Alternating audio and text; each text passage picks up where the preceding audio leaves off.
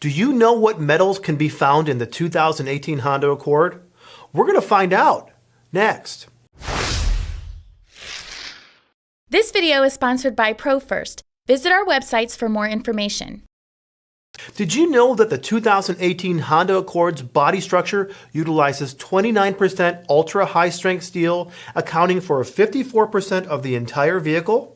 This exotic new material, as well as other materials such as advanced high-strength steel and aluminum, have different repair requirements than the mild steel of the past. For example, mild steel in vehicles of the past could have as much heat applied to it as you wanted with no negative consequences. Today, heat is the enemy of these new exotic metals and can destroy their structural integrity.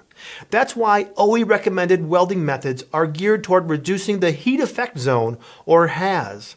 If heat radiates beyond the weld zone, damage could be created further out, and this weakening could become a large problem on ultra-high-strength steel in that a collapse zone could possibly be created, where none should be. Also, the corrosion properties would be compromised. Do you know where these exotic materials are located in the vehicle? How do you know if the damaged part can be repaired or must be replaced? If it can be repaired, do you know what welding method is required or recommended? What type of welder? What type of welding wire? This is why looking up the OE repair procedures is critical. I'm Jason Stahl. Thanks for watching.